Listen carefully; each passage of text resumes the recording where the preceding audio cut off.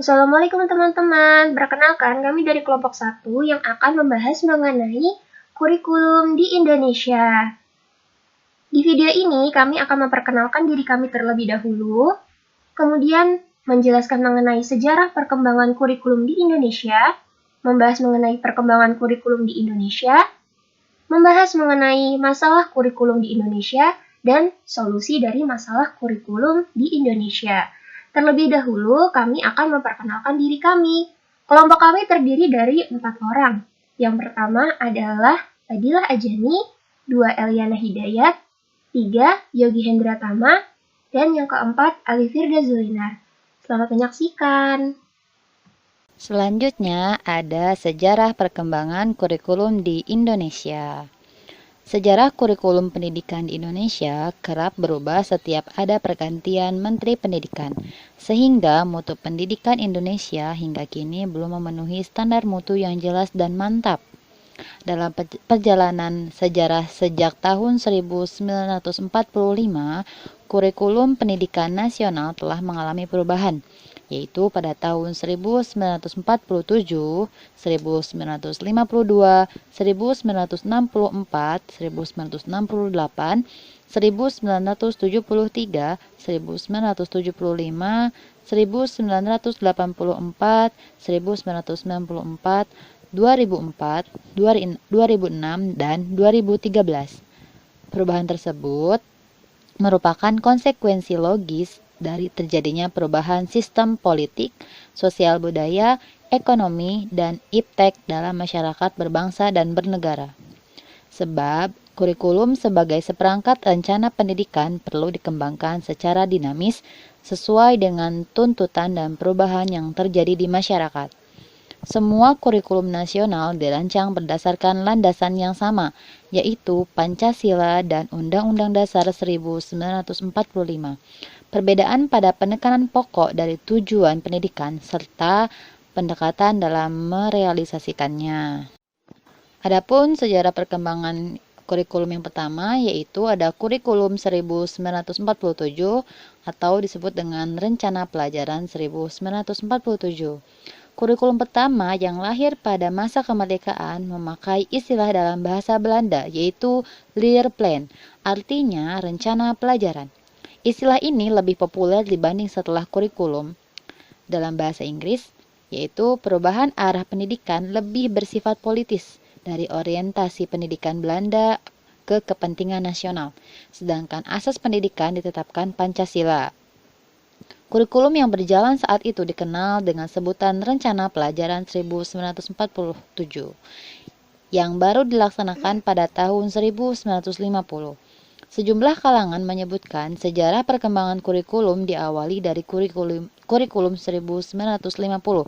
Bentuknya memuat dua hal, yaitu yang pertama ada daftar mata pelajaran dan jam pelajarannya. Yang kedua ada garis-garis besar pengajaran. Yang kedua ada kurikulum 1952 yaitu Rencana Pelajaran Terurai 1952. Setelah Rencana Pelajaran 1947 pada tahun 1952, kurikulum di Indonesia mengalami penyempurnaan. Kurikulum ini lebih merinci setiap mata pelajaran yang kemudian diberi nama Rencana Pelajaran Terurai 1952. Kurikulum ini sudah mengarah kepada suatu sistem pendidikan nasional. Yang paling menonjol dan sekaligus ciri dari kurikulum ini yaitu setiap rencana pelajaran harus memperhatikan isi pelajaran yang dihubungkan dengan kehidupan sehari-hari. Silabus mata pelajarannya menunjukkan secara jelas bahwa seorang guru mengajar pada satu mata pelajaran. Yang ketiga ada kurikulum 1964 atau disebut dengan Rencana Pendidikan 1964. Usai 1952, menjelang tahun 1964, pemerintah kembali menyempurnakan sistem kurikulum di Indonesia. Kali ini diberi nama Rencana Pendidikan 1964. Pokok-pokok pikiran kurikulum 1944 yang menjadi ciri dan kurikulum ini adalah bahwa Pembekalan pada jenjang sekolah dasar hingga pembelajaran dipusatkan pada program keprigelan dan program Pancawadana, yaitu perkembangan moral, perkembangan kecerdasan, emosional atau artistik, keprigelan, dan jasmani. Ada yang menyebutkan Pancawadana berfokus pada pengembangan daya cipta, rasa, karsa, karya, dan moral. Mata pelajaran diklasifikasikan dalam 5 kelompok bidang studi, yaitu moral, kecerdasan, emosional atau artistik, keprigelan atau keterampilan, dan jasmania. Pendidikan dasar lebih menekankan pada pengetahuan dan kegiatan fungsional praktis. Kurikulum 1968. Kurikulum pertama sejak jatuhnya Soekarno dan digantikan Soeharto, bersifat politis dan menggantikan rencana pendidikan 1964 yang dicitrakan sebagai produk Orde Lama. Kurikulum ini bertujuan untuk membentuk manusia Pancasila sejati, kuat, dan sehat jasmani, mempertinggi kecerdasan dan keterampilan jasmani, moral, budi pekerti, dan keyakinan beragama. Kurikulum 1968 merupakan perwujudan dari perubahan orientasi pada pelaksanaan Undang-Undang Dasar 1945 secara murni. Cirinya, muatan materi pelajaran bersifat teoritis, tidak mengaitkan dengan permasalahan faktual di lapangan. Titik beratnya pada materi apa saja yang tepat diberikan kepada siswa di setiap jenjang pendidikan. Isi pendidikan diarahkan pada kegiatan mempertinggi kecerdasan dan keterampilan, serta mengembangkan fisik sehat dan kuat. Kurikulum 1973 atau Proyek Perintis Sekolah Pembangunan. Pada tahun 1973, pemerintah mengadakan Proyek Perintis Sekolah Pembangunan atau PPSP di seluruh IKIP negeri di Indonesia sebagai sekolah laboratorium.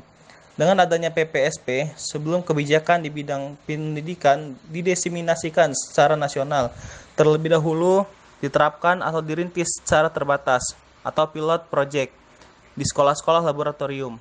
Oleh karena itu, kemudian dikembangkan kurikulum PPSP 1973. Rasionalnya, untuk meningkatkan mutu pendidikan, proses belajar mengajar perlu menerapkan sistem pendidikan belajar tuntas dan maju berkelanjutan melalui sistem modul. Menurut Sujarto 1975, hasil dari rintisan ini sangat mengembirakan. Namun, pengambilan kebijakan pada waktu itu dianggap terlalu mahal biayanya sehingga tidak layak untuk didiseminasikan secara nasional. Kurikulum 1975. Pemerintah memperbaiki kurikulum pada tahun itu. Kurikulum ini menekankan pendidikan lebih efektif dan efisien. Menurut Mujito, Direktur Pembinaan TK dan SD Departemen Pendidikan Nasional kala itu, kurikulum ini lahir karena pengaruh konsep bidang manajemen MBO atau manajemen by objective. Metode, materi, dan tujuan pengajaran dirinci dalam prosedur pengembangan sistem instruksional atau PPSI. Dikenal dengan istilah satuan pengajaran, yaitu rencana pelajaran setiap satuan bahasan. Kurikulum 1984 atau kurikulum 1975 yang disempurnakan. Kurikulum 1984 mengandung proses skill approach. Meski mengutamakan pendekatan proses, tapi faktor tujuan tetap penting. Kurikulum ini juga sering disebut kurikulum 1975 yang disempurnakan. Posisi siswa ditempatkan sebagai subjek belajar, dari mengamati sesuatu, mengelompokkan, mendiskusikan, hingga melaporkan. Model ini disebut cara belajar siswa aktif atau CBSA, atau Student Active Learning atau SAL. Konsep CBSA yang elok secara teoritis dan bagus hasilnya di sekolah-sekolah yang dicobakan mengalami banyak deviasi dan reduksi saat diterapkan secara nasional. Sayangnya, banyak sekolah kurang mampu menafsirkan CBSA. Yang terlihat adalah suasana gaduh di ruang kelas lantaran siswa berdiskusi, di sana-sini ada tempelan gambar. Yang menyolok guru tak lagi mengajar model berceramah. Akhirnya, penolakan CBSA bermunculan. Kurikulum 1994 dan suplemen kurikulum 1999. Pada tahun 1994, pemerintah memperbarui kurikulum sebagai upaya memadukan kurikulum-kurikulum sebelumnya, terutama kurikulum 1975 dan 1984. Namun, perpaduan antara tujuan dan proses belum berhasil, sehingga banyak kritik berdatangan, disebabkan oleh beban belajar siswa dinilai terlalu berat, dari muatan nasional sampai muatan lokal. Misalnya bahasa daerah, kesenian, keterampilan daerah, dan lain-lain. Kurikulum 2004 atau KBK, kurikulum berbasis kompetensi. Pada 2004 diluncurkan kurikulum berbasis kompetensi atau KBK sebagai pengganti kurikulum 1994. Suatu program pendidikan berbasis kompetensi harus mengandung 3 unsur pokok, yaitu pemilihan kompetensi sesuai spesifikasi indikator-indikator evaluasi untuk menentukan keberhasilan pencapaian kompetensi dan pengembangan pembelajaran. KBK mempunyai ciri-ciri sebagai berikut: menekankan pada ketercapaian kompetensi siswa baik secara individual maupun klasikal, berorientasi pada hasil belajar dan keberagaman, kegiatan belajar menggunakan pendekatan dan mode bervariasi, sumber belajar bukan hanya guru, tetapi juga sumber belajar lainnya yang memenuhi unsur edukatif. Kurikulum 2006 atau KTSP, kurikulum tingkat satuan pendidikan. Kurikulum ini hampir mirip dengan kurikulum 2004. Perbedaan menonjol terletak pada kewenangan dalam penyusunannya, yaitu mengacu pada jiwa dari desentralisasi sistem pendidikan Indonesia. Pada kurikulum 2006, pemerintah pusat menetapkan standar kompetensi dan kompetensi dasar. Guru dituntut mampu mengembangkan sendiri silabus dan penilaian sesuai dengan kondisi sekolah dan daerahnya. Hasil pengembangan dari semua mata pelajaran dihimpun menjadi sebuah perangkat dinamakan kurikulum tingkat satuan pendidikan atau KTSP. Yang terakhir, ada kurikulum 2013. Pemerintah melakukan pemetaan kurikulum berbasis kompetensi yang pernah diuji cobakan pada tahun 2004 pada kurikulum based kompetensi.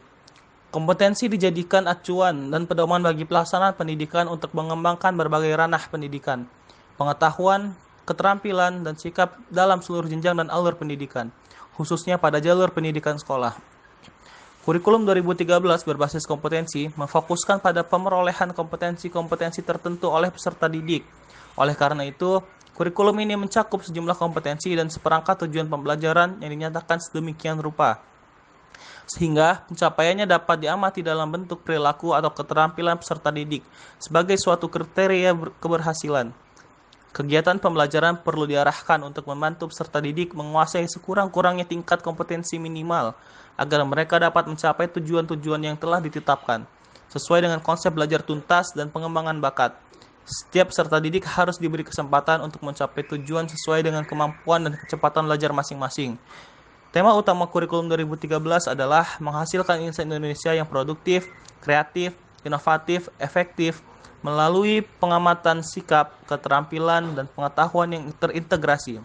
Untuk mewujudkan hal tersebut, dalam implementasi kurikulum, guru dituntut secara profesional merancang pembelajaran secara efektif dan bermakna, mengorganisir pembelajaran, memilih pendekatan pembelajaran yang tepat, menentukan prosedur pembelajaran dan pembentukan kompetensi secara efektif, serta menetapkan kriteria keberhasilan. Materi yang dirampingkan terlihat ada di materi Bahasa Indonesia, IPS, PPKN, dan sebagainya. Sedangkan materi yang ditambahkan adalah materi matematika. Selanjutnya, masalah-masalah kurikulum dan pembelajaran di Indonesia.